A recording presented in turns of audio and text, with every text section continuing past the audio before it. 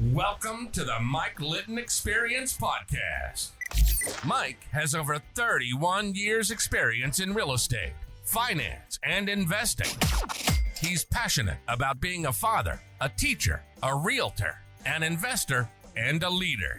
Everyone has a story, and our passion is to help them tell it. And now, introducing the host of the Mike Litton Experience, Mike Litton. So what can you expect from the Mike Litton Experience? You can expect stories that will inspire, motivate, advice that will sharpen your focus, and expert information on real estate, finance, and market conditions. Most influential person to you? I would say my mom. So my mom, she's a very strong woman, and a lot of what I do nowadays really model after her. She's strong, she's resilient, she has an opinion about everything. So one of the story I was telling the other day was when I first came to America, I was in crutches, I was in a metal brace on my both legs. So when I walked into to the school administration office, they thought I had polio. They thought that I belong to special ed. And so I remember the front desk immediately saw me and she goes, "Oh, you need to take her to the special ed education school." And my mom was very adamant. She didn't speak English, and we were with the translator, my aunt, who was there with us to translate for us. And you see this Chinese woman in front of the front desk, and she was very adamant. "I am not enrolling her to special ed. You're going to expect her right now." And everything was said in Chinese, but she was very adamant about it. And that scene was so vivid in my memory that anytime when the situation that comes up where I need to speak for myself, the image of her, my mom, she show up. Yeah, you're channeling her. You're channeling her. I love it. I am not going to leave this table until you do what I said. Right. And so a lot of what I do, what I believe in, and I believe this is true for men, women, no matter what gender you are, as long as you believe in something that is true, that is important to you, then you better stand up and demand it. Yeah. Because we're not equipped to read people's mind, right? Mhm. So when we encounter someone, if you believe in your rights, in your opinion, in the things that you want for yourself, then you better be that person who can stand up for yourself. Because a lot Yeah. of time, if you don't, no one else will. Yeah. I totally agree with that. Totally agree with that. 1000%. Okay. In high school, which it sounds like you took high school in the US. In high school, did you have a favorite subject? My favorite subject would be this is going to be so easy. My favorite subject is math. Yeah. Well, that changed. I'll tell you later. But math, my favorite subject was math because in Taiwan, somehow we were a little more advanced. So by the time I got to the high school here, it was like easy peasy for me. Mhm. I just had to plug in the number. I didn't have to read the alphabets. I didn't have to put the alphabet together and to make it make sense to me. Because back then it didn't make sense to me. I see all these 26 alphabets, but when they're all together, I know them individually. But Mhm. when you put them together, I didn't know how to read. I didn't know how to speak. So Right. the easiest subject was math because that did not involve English at Right. all. I love That it. And it's very exacting too. that kind of changed later on. Now that I speak English, I read English. Nowadays, my favorite subject is actually literature, like Yeah. English. I Yeah. love to read. I have all these books in in my bag. I love to read. Math is not something that I am very good at. Yeah. And I tell people, it's okay to admit the things that you're not good at, and this is why they invented calculator so Mhm. that you don't have to do math. Yeah. That's the So it's truth. okay. It's Yeah. okay to be not good with everything. You Yeah. just have to be good with something, right? And you'll be surprised that you're good for something that Yeah. you don't even know you're good at. So where in the United States did you go to high school? I went to high school in New York. So when my family first came, we started out in New York. I was in New York. I lived in Queens for about 15 years Okay. before my family decided to move out here in California, where my grandparents were. Now Hmm. that they have long passed away, we decided to stay in California. It's Yeah. such a beautiful place where you can 1 hour go to the mountain, 1 hour go to the ocean, 1 hour go to the snow. So California has been like the home for the last 15, almost 20 years now. But we Gotcha. started out in New York. I don't So miss the snow. where in California do you live? I'm in Los Angeles. I'm Okay. about 20 minutes away from Los Angeles. I live in a city called San Gabriel. Yeah. It's one Yeah. of the oldest, that we have a mission church here Hmm. where the Spanish, they used to live here and Hmm. they would migrate all the way to downtown, to the Union Square area, to the market in San Pedro. And that's where the whole history happened. That's awesome. So you graduate from high school. Where do you go from there? I graduated from high school and I went to SUNY Stony Brook, State University Stony Brook, out in Long Island in New York. I had a major in biochemistry and chemistry. Hmm. Originally, when I got into college, I thought, wouldn't it be really cool to be a doctor since I spent my entire lifetime in and out of the hospital? Wouldn't it be really cool just to be a doctor? So I went into college thinking that I was gonna do a pre-med. Hmm. Well, that didn't happen really, and it shifted my whole focus, when I got to, senior year in Hmm. college. In senior year in college, I realized that 4 feet 4 inches tall in front of the surgery table might be a Hmm. bit challenging. I mean, people do it, but I know it could be a little challenging. And back then, my parents didn't want me to go through the physical stress of having to be on call for a long period of time. So my mom came and my mom said, her voice said, why don't you pick something that's easier for you? And so to make them happy, I decided to pivot into pharmacy school. Hmm. So my graduate school, because of my parents, I went into transfer all my credit and decided to get a pharmacy degree. So I Oh. graduated with a doctor of pharmacy degree because of my parents. They wanted Hmm. me to have something that a skill that Hmm. can make myself sustainable, that I wouldn't rely on anybody else. So that's what happened from a pre med to a doctor of pharmacy. I mean, Yeah. still a doctor. So after you graduate Yeah. with your doctor of pharmacy degree, right? Yep. Where do you go? Interestingly, so I work as a pharmacist for a good 20 years now. Hmm. It's been 20 years in the practice. Um, I think for a very long time, I walked just like anybody when we first enter a workforce. Hmm. We have all the passion. We want to be the top. I wanted to cure the patient. I want to save the patient. Hmm. I walked into doctor of pharmacy wanting to do everything for the patient, Yeah. to be the drug advocate, the patient's advocate. I wanted to look after my patient. So I went into retails. I was working for Walgreens for a very long period of time. It was great, and I was so efficient. I was fast. I was able to fill prescription accurate, but efficiently and fast. So my district manager decided to put me on all these busy stores, which means that all over the tri-state area in New York, I basically have gone to all the Walgreens there. And one of the story I haven't tell anybody yet was I was on duty in one of the store in, was it Brooklyn or Bronx? And it was a night shift. I had to be there from 2 to midnight. I remember I was closing the store one day with my technician who was helping me, and we just pulled the gate down Hmm. and we heard footsteps. There's running in the store. And it's really rare to hear footsteps that's running in the middle of the night, like at 12 o'clock. And Hmm. so we didn't know what's going on. So I counted my cash, took out my cash register, opened the door, and there it was. The cop was lined up around us.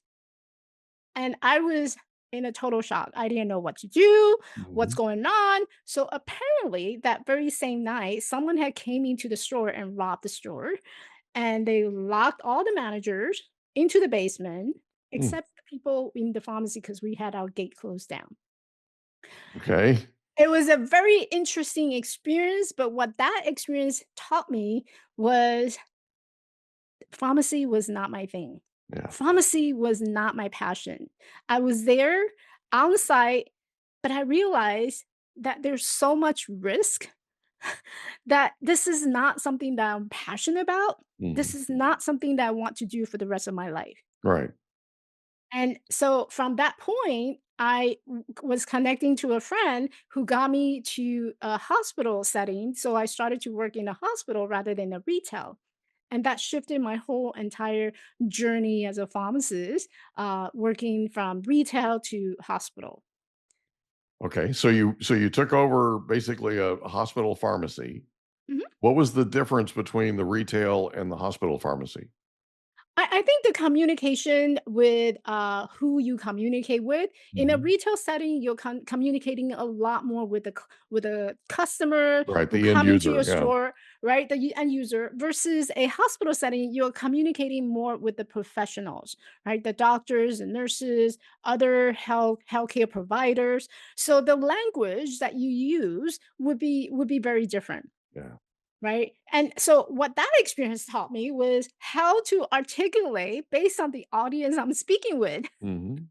And so depending on who you're talking to, you want to use the language that it's easy for them to understand. Right. And oftentimes we don't know that, we don't learn that until we actually being placed in the situation where we have to communicate and get people to understand what we're communicating with, right? Exactly. Yeah. So Totally agree. the end user is going to communicate very different than the people who's more a technical language as you, that you don't have to do a lot of explanation of why insurance and pay certain things. So Right. there's a lot of lessons that I learned just from changing my setting from one place to another, which also helped me as a speaker to be able to communicate with my audience so much easier and a lot better. That's Yeah. awesome. I love that. So how long were you working or running the hospital pharmacy? So I'm actually still currently in practice. Oh, awesome. Okay. Kept I kept my pharmacist license, even though I have this passion for coaching, which we'll get Mhm. into it later. I Yeah. do believe that my parents did put me through this much of schooling, so I Mhm. decided to keep my practice live so that I never lose this skill. But Great idea. that was something that pays my bills, right? Mhm. But I think what's important here is the notion of y- you can have a job that Mhm. pays your bill, but what is your true passion? Where Yeah. is your passion? And that notion of passion is not something that a lot of us think about, right? Mhm. Any job will pay the bill. Mhm. Would you be waking up in the morning and just feel happy and fulfilled? Most likely, a job that just simply pays your bill, that you go and you just live through your routine, you're probably not going to feel very fulfilled about it. Yeah, it's true. It's Which true. that's what happened to me with the pharmacy job. It's a job Mhm. that pays the bill, but it doesn't bring me the fulfillment or the satisfaction that I want. And when I got into coaching, it was because of the fact that I don't just want to have a job that pays the bill. I want a job that I'm excited to wake up to in the morning and being jumping on the call, helping someone, or turn on the video or turn on the microphone, and I'm able to empower or motivate someone to make that one change today to live in a life where they can feel fulfilled, Right. empowered, and satisfied. Yeah, that's awesome. Question for you. Yeah. There are people that are listening to this podcast that are currently working a job where that's paying the bills, right? Not necessarily living their passion. What was it that, and they're thinking potentially about getting into coaching or writing books, that kind of thing. They're potentially thinking about following in your footsteps. What was the one thing? Take us through that thought process of becoming a coach. while you're still a pharmacist running a hospital pharmacy? That process has been really tough. Yeah. It's really tough and it takes a lot of endurance. Yeah. Okay. But can it be done? Yes, absolutely. Right. Now, again, there's materialistically, we cannot live a world without making money. Yeah. So money is always going to be an issue, right? But I think it comes down to recognizing that, okay, so I need something to support Mhm. myself while I'm chasing after and building this new career that I'm Right. passionate about.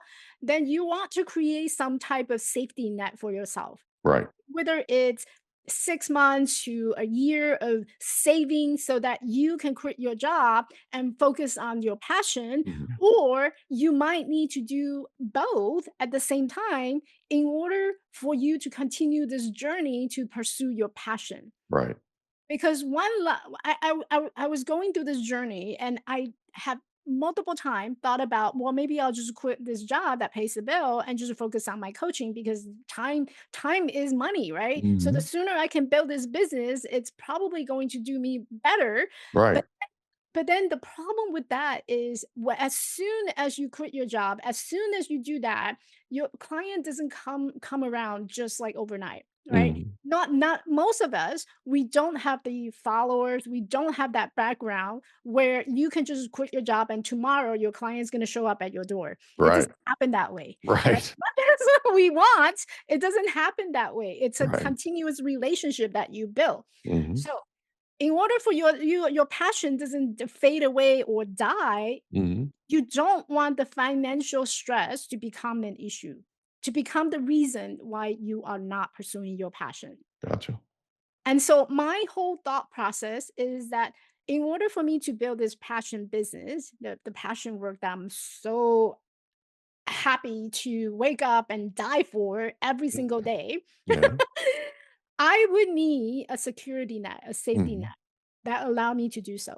Yeah. Now, there are going to be time where you're stressed out, you're overwhelmed because you have to run two job, you're getting pulled in both direction. But then it comes down to the question of why do you want to do this in the first place? Yeah.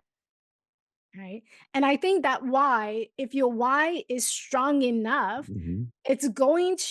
you're going to put up with whatever is going on Mhm. in order to keep that job that pays the bill so that you can continue to pursue your passion. So you'll That do whatever it takes.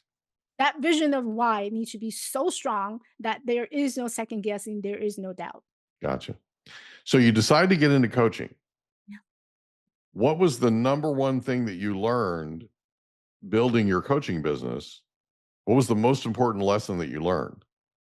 The most important lessons that I've learned, well, there's a couple, but I think the most important things that I have learned is it's not my business, it's about the people that I'm serving. Yeah. When we focus on our business, my business needs to survive.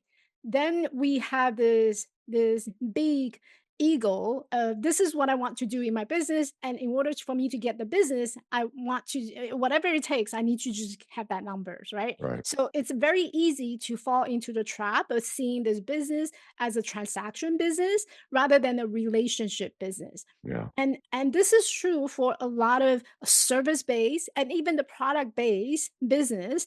You want to approach it based on your customers approach, right? Mhm. You're building the relationship because people at the end of the day, they don't buy your product, they don't buy Right. your service, they buy it because it's you. Yeah. And so if you are all about yourself, people can tell that you're all about yourself. Mhm. So what you want to do is make this about them Mhm. and less about you. So Amen. so I wake up in the morning, I don't say, "Well, I need to have 5 clients." Yeah. I tell myself, "How many people can I help? Or how many people can I talk to that will make their day?" Mhm. If I can make the day, whether it's a free, whether it's a podcast, whether it's just a video I'm jumping on and I'm sharing the nugget with them, that would satisfy that meet my quota for that Mhm. day. right? And that's a beginning of a relationship building Yeah. that it will go a long way in your business. So make your business less about yourself, more about the people that you're serving. Yeah, I totally agree with that. Totally agree.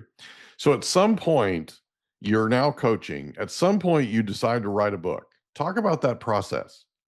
So it's funny how this book came about, and I have the book right here. It's called Yeah. Perfectly Normal, an immigrant story of making it in America. Mhm. So the book came about because after I started coaching, I realized that I need people, and I'm in a people business. Mhm. I am in a people business, but I don't have the people. Now, how do I reach out to the people so that I can be in front of people and they would know that I do have a business? Mhm. So I went through this. I was working with a mentor and I shared the fact that, I've been thinking about having a book for a very long time. Even before I started coaching, I always had this idea. I knew there's a book, but I wasn't sure what that book is going to be about. Right. And so when I started my coaching business journey, I realized that that book could be something about the journey of how I was struggling with this mindset issues, Mhm. negative self-talk, lack of confidence, body shaming, and how I was able to work through that mindset. And maybe that's the book I need to write about. Yeah. And so I started to work on the book. I started to jot down some idea, and I realized that my own story of where I was born, all the way to how I was able to overcome this mindset issues that I was struggling with, that's a great story to tell. And I know for a fact that there's a lot of us who's, thinking that we're not good enough, we're not Mhm. tall enough, we're not pretty enough, we're not handsome enough, we don't have the six pack. There's a lot of us going through that journey of that negative self talk. Well, maybe if I were to tell that story. We hope you enjoyed another episode of the Mike Litton Experience. If you did, do us a favor, smash that subscribe button, tell your friends, family, and coworkers about our program, and wherever you get your podcasts, please leave us a rating. It helps us to connect with quality people just like you. And that's a wrap. Another episode of the Mike Litton Experience in the books. Reach out to Mike on Instagram at Litton Realty. Want to meet with Mike? Check out calendly.com/Rio760.